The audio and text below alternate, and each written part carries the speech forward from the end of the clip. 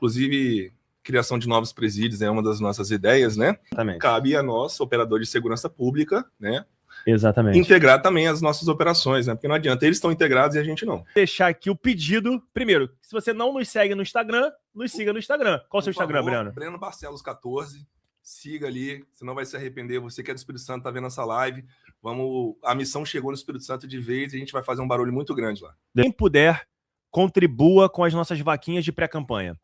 A gente depende quase que exclusivamente de doações para conseguir rodar os municípios, para conseguir levar as propostas para dentro dos nossos estados e sermos naturalmente mais competitivos nessa eleição. Então, doe ao queroapoiar.com.br/bombeiro Rafa, /delegado Hugo CE, /Breno Barcelos. Então ficou fácil. Queroapoiar.com.br/Breno Barcelos, /delegado Hugo CE e /bombeiro Rafa. Se você não pode doar nesse momento, a gente também entende, compartilha com todo mundo, pede para alguém doar. Se cada um doar um pouquinho, a gente consegue fazer uma pré-campanha, chegar nos estados e bater de frente com o crime organizado, que é a nossa pauta principal de hoje. Inclusive, tem uma lenda aí, dizem o seguinte, né, que o delegado, quando espirra no Ceará, morre 2 faccionados, né? Eu dou bom dia, cai 3 pra trás, pô.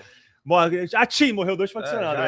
Já era. Segurança pública, que durante muitos anos foi uma pauta quase que exclusiva do Rio de Janeiro. Outros estados tinham problema de segurança, né? Naturalmente, né? Nós nunca fomos à Áustria, mas a questão de facção criminosa, inclusive o Comando Vermelho, que originalmente era Falange Vermelha, surge no Rio de Janeiro, no presídio da Ilha Grande, com convívio entre criminosos comuns e criminosos políticos. E o Comando Vermelho virou a grande organização criminosa que nós temos hoje. E temos o PCC, temos outras, né? No Ceará, inclusive, tem muitas facções criminosas diferentes. Pedir pro delegado falar disso. E o que me impressiona também é o aumento no número de presidiários no Espírito Santo, o que demonstra também um alcance muito grande das facções em outros estados. E aí, o que aconteceu? A gente percebeu, e eu vou deixar a introdução desse assunto falando da Operação da Penha. Foi uma operação que marcou o ano passado no Rio de Janeiro. Uma operação muito grande, inclusive que alçou a política, pessoas de segurança pública do estado do Rio de Janeiro. Muito debatido ainda o resultado, se ele... Deixa eu chegar para cá, beleza? Se o resultado... Qual foi a importância do resultado, se valeu a pena a vida de cinco policiais, as sequelas físicas de um delegado de polícia, inclusive. O fato é, dos mortos na operação, dos 133 mortos, 54 mortos e 33 presos eram de outros estados. Não eram naturais do Rio de Janeiro e sequer viviam aqui, tiveram a sua infância aqui. Então vieram de outros estados para o Rio de Janeiro. Então, Pará, Bahia, Amazonas, Ceará e Espírito Santo. O que é que a gente nota que é meio que uniforme em relação ao Rio de Janeiro? O Rio de Janeiro se transformou num quartel-general das lideranças das organizações criminosas dos outros estados do país, tendo o Rio como polo central, né, de tudo isso, para que a gente consiga evitar que o cara daqui comande o crime lá nos outros estados. E você falou uma coisa importante, porque... Fala, Breno, que eu vou fazer um comentário aqui como importante. O Rio ele fica como um centro de treinamento, e a gente percebe que essas facções estão cada vez mais integradas entre os estados. Então, exatamente, cabe a nós, operador de segurança pública, né, exatamente, integrar também as nossas operações, né, porque não adianta, eles estão integrados e a gente não. Vamos lá. Vou fazer uma pergunta jogar pro Breno aqui, porque tem uma coisa muito importante, que é o Espírito Santo, ele tem uma média de crescimento na sua população carcerária de 10% ao ano desde 2017. Então, no ano passado, por exemplo, foi um pouco menos de 10%, mas subiu de 23.700 presos para 25.100 presos.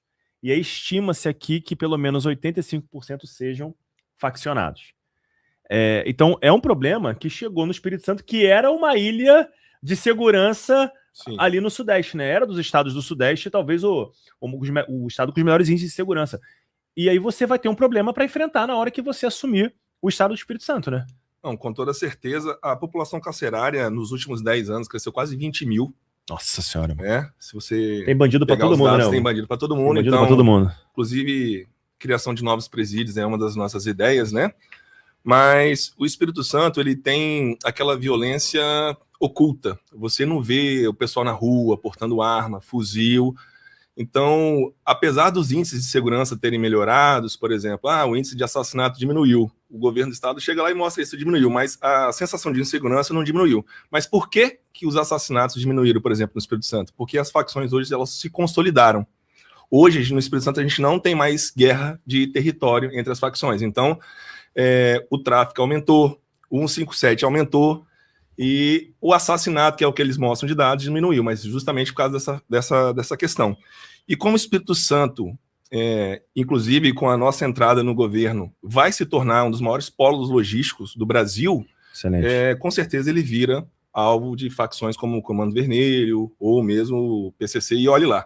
Né? Então, é um trabalho que, como na minha área de formação, né, não, mas tenho estudado muito e agora conto, né, com 2 reforços incríveis aí na área de segurança e muito trabalho para a gente fazer lá. Eu fiquei profundamente feliz, eu gosto muito do trabalho que o Breno faz no Espírito Santo, é um cara profundamente técnico, assim, analítico, o cara de números, chegou cedo, a gente veio conversando e tudo, e tá disposto a estudar. Ninguém nasce sabendo tudo, né? Nós, por acaso, somos da área de segurança, né? Eu depois passei para a área de defesa civil, de emergência, mas eu não sou médico, por exemplo, então a gente precisa sentar e estudar e escutar as pessoas, né? Beber na fonte de quem sabe, né? Agora, você falou uma coisa importante, e por que a gente está começando, então, esse projeto que vai ser apresentado a vocês já, com o Rio de Janeiro por razões óbvias, né?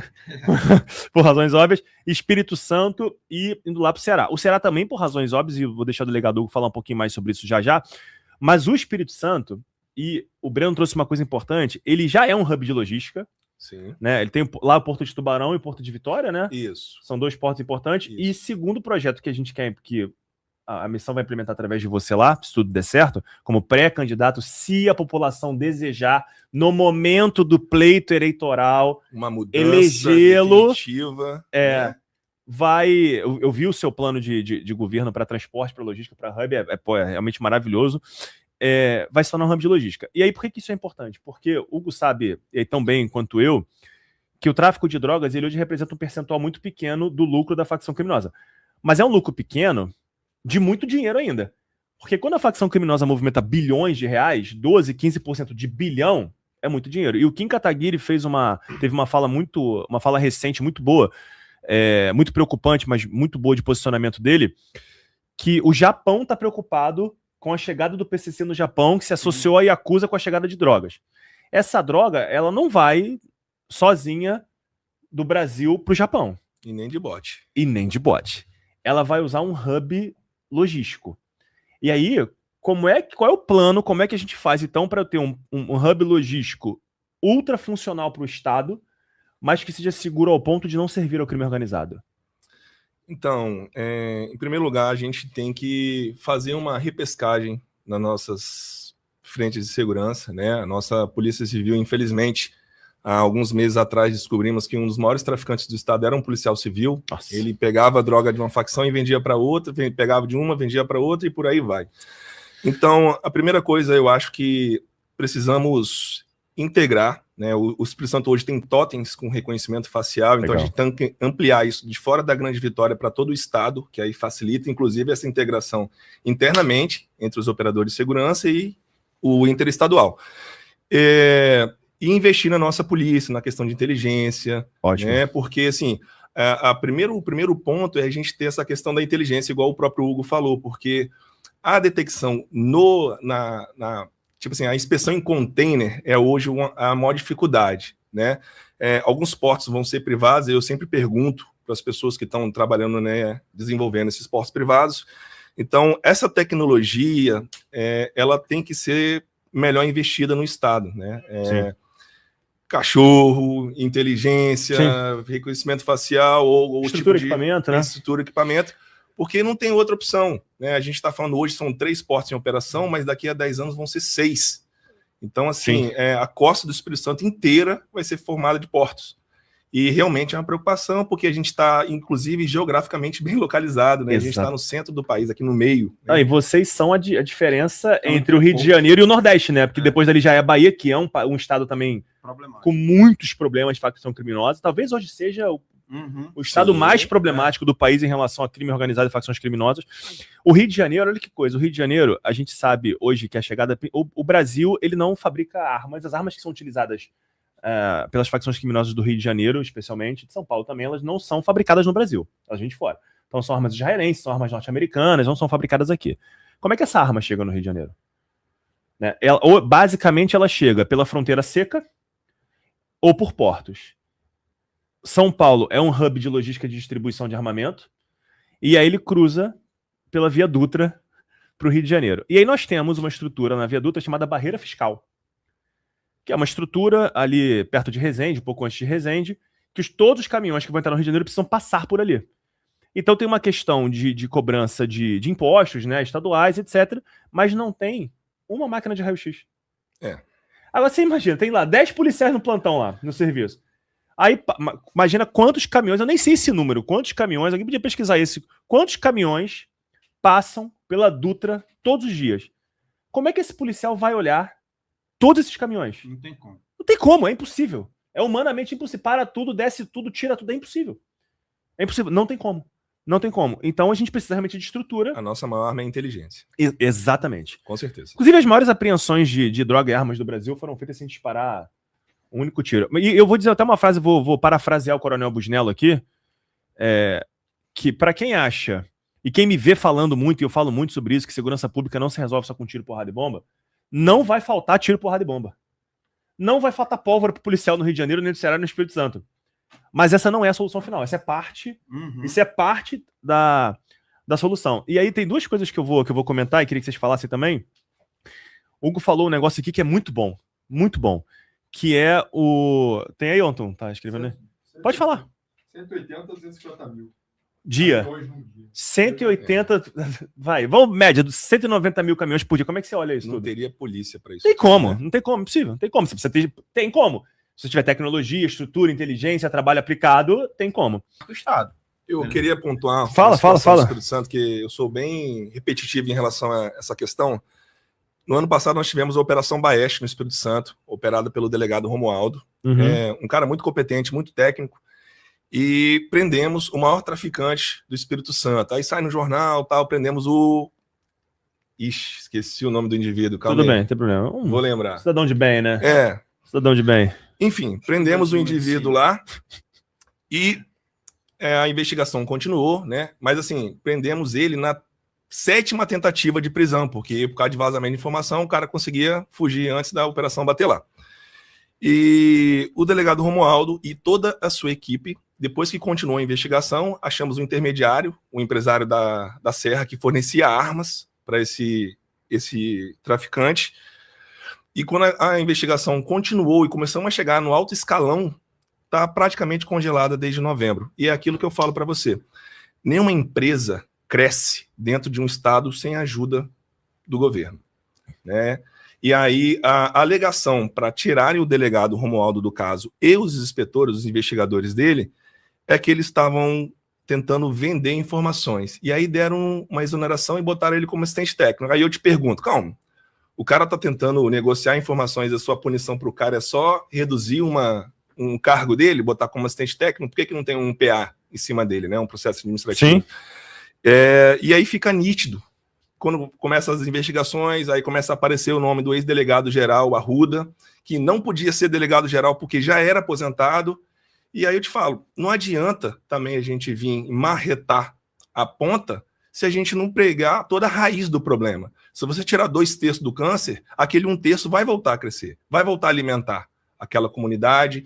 Aí a gente pode botar a unidade de polícia e tal, e o tráfico ele vai continuar de outra forma, ele vai achar outra forma, porque ele vai ver que aquela forma que a gente agiu, a gente acabou com ele, e ele vai procurar outra forma. Então, a gente tem que pegar a raiz inteira, em cada uma dessas pontas, o primeiro comando da capital, o comando vermelho, o comando de Vitória, temos que pegar todas a rede e tirar de uma vez.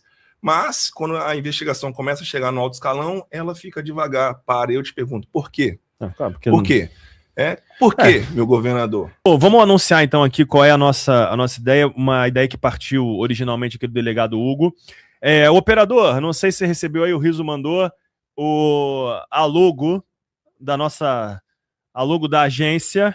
Foi ideia sua também, a logo? Se tiver... A logo foi dele. A logo foi aqui. A logo foi muito boa, muito criativo. A logo foi aqui, a logo ficou boa, né? Pra caralho, pô, minha mulher não... A logo ficou boa. Pra caramba, pra carvalho. A logo ficou boa, deixa eu... Cadê? Vamos ver se tá na live aí. Foi? Tá projetando aí? Então, pessoal, qual é a sugestão aqui dada pelo delegado Hugo? A gente alinhou aqui. É um compromisso nosso de pré-campanha, tá em plano de governo, que nós vamos criar e implantar a Arco, que é a Agência de Inteligência e Repressão ao Crime Organizado Interestadual. Então, a princípio, com Rio de Janeiro, Espírito Santo e Ceará, como a gente falou, o Rio de Janeiro embaixo por razões muito óbvias, por ser um exportador de... Agora recebe também, né? A gente exporta e importa faccionado. O Espírito Santo, que é o espaço de ligação entre o Rio de Janeiro e o Nordeste, e tem tido um problema muito grande de facções criminosas, e o Ceará, que sofreu e sofre bastante de facções criminosas. Então, vai ser uma força de integração. Vou pedir para o delegado Hugo explicar qual é a ideia, mas é uma força de integração com as 3 polícias trabalhando de maneira integrada, tanto na parte de inteligência como na aplicação tática, para a gente poder efetuar as prisões e o combate ao crime organizado no terreno. Então, Hugo, por favor. O projeto Arco, ele é bem simples de ser explicado, porque ele é uma coisa que, de forma muito embrionária, ele já acontece no dia a dia da polícia, muito por aquilo que a gente estava conversando, dos próprios delegados se comunicarem e bolarem juntos estratégias para conseguir prender criminosos de toda monta. E aí eu pego aqui um exemplo, por exemplo, do Espírito Santo. O delegado Eduardo, lá do Espírito Santo, ele entrou em contato comigo certa vez, eu acho que fevereiro, março desse ano, porque ele estava com um criminoso lá do Ceará, aplicando golpes pela internet na população do Espírito Santo.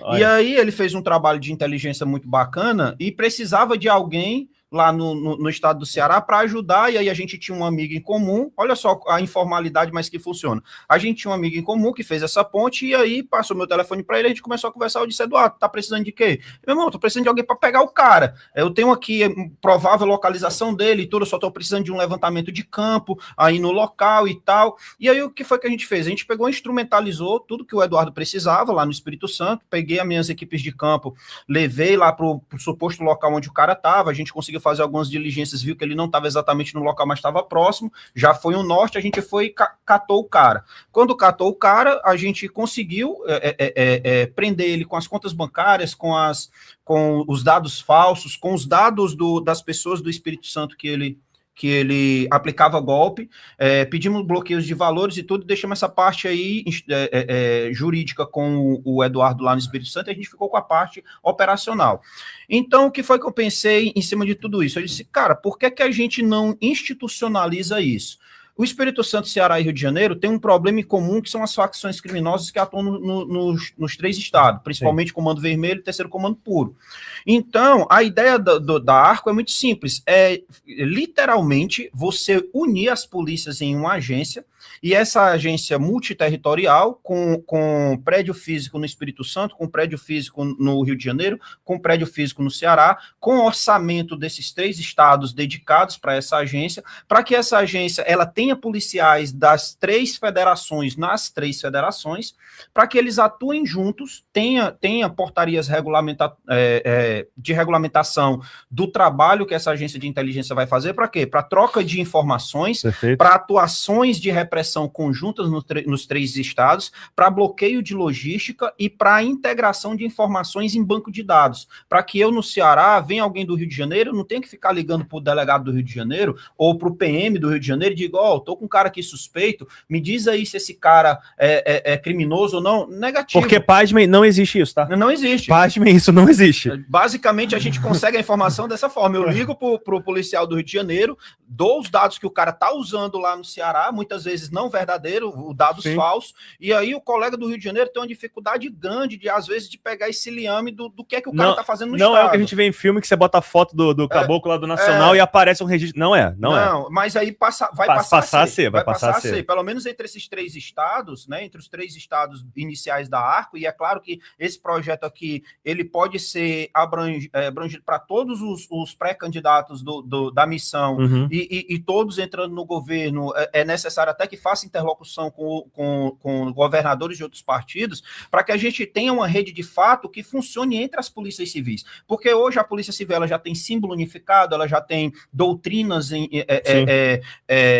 Orgânica de Polícia Civil agora, tem lei né? orgânica, aí você pega a PM por si só, pelo próprio militarismo, a PM ela já tem modus operandi de operacionalidade, o BOP do Rio de Janeiro age da mesma forma que o BOP no Ceará, que age da mesma forma forma que o BOPE no Paraná, com as suas devidas proporções, porque aqui no Rio tem muito ataque vertical, no Ceará tem muita caatinga, lá no Sul a gente tem o ataque de gelo, como a gente chama. Então, mas as polícias, ela têm uma unidade já própria delas. Então, a única coisa que precisa fazer é só uma interlocução a nível de governo do Estado para todo mundo trabalhar junto, para fazer o que o crime já está fazendo, que é fazer essa logística interestadual, só que dessa vez em prol da população, utilizando a força do Estado. Então, é uma realidade cotidiana para vocês, para mim não. Eu só vou na delegacia quando alguém tenta me assaltar ou algo parecido assim. Mas a última vez que eu fui, eu sofri uma tentativa de assalto e eu fiquei 7 horas na delegacia. Fiquei 7 horas, o sistema caiu o tempo todo. Então, a minha visão de fora, para quem tem formação, inclusive, em gerenciamento de projetos, justamente é um problema sistêmico. Acho que o coração dessa operação Arco seria esse software de integração entre todas as polícias, né, com assistente de IA e por aí vai. Porque hoje, tanto na Polícia Federal, na Polícia Civil, na Polícia Militar, os sistemas são muito defasados. Sim. Perto de tecnologias que a gente tem mundo afora. E aí, uma forma de baratear, eu estava falando em off com o Rafa, a gente vindo para cá, é o seguinte, inclusive um dos nossos planos no Espírito Santo é a gente montar uma Universidade Estadual de Tecnologia. Cara, eu não preciso pagar milhões num software Sim. que vai vir de fora para isso. Eu posso chegar na minha instituição estadual, na minha instituição federal, né, na galera lá que faz a engenharia de software, ciência da computação, e fala assim, ó, professor, nós vamos pagar uma bolsa para vocês aqui, aplicar metodologia ativa nos alunos, onde o aluno já trabalha desenvolvendo software, recebendo por aquilo, e a gente desenvolver o nosso software. Né, internamente nas universidades federais, nas estaduais, a gente desenvolver, para a gente não ter que... Porque a gente comprar um software dele sairia, sei lá, 10 vezes mais caro do que a gente desenvolver um software específico para a gente, Sim. de acordo com a nossa realidade, inclusive. Então, nitidamente, para quem vê de fora, para quem não é da área, o problema é sistêmico. O coração dessa operação para a inteligência funcionar é a gente desenvolver um sistema que integre não só interestadual, como mesmo as guardas municipais do Estado do Espírito Santo são muito ativas. Sim, mas verdade, não tem verdade. Integração entre a Guarda Municipal, a Polícia Civil e a Polícia Militar. Eu falei no começo, tem bandido para todo mundo, é bandido para Guarda, bandido para Polícia Militar, para Polícia Civil, Polícia Federal. E aí tem uma outra fonte de financiamento que aí eu vou convidar, queria vir aqui. Breno, você cederia a sua cadeira? Um prazer, foi um prazer participar. Deixa seu arroba de novo aí, Breno, por gentileza. Arroba Breno Barcelos 14, me segue. Quero apoiar.com.br/Breno Barcelos e a vaquinha do Breno lá no Espírito Santo. Por favor, minha vaquinha, entre os 3 aqui eu sou o mais pobrinho. Vá. Um estado Começou. Tá Começou a chorar minha engazão. Não chora, não mama, lá ele. Mas será um prazer. Tá? Obrigado, meu muito irmão. Obrigado pela recepção, muito obrigado pelo convite. Breno, obrigado.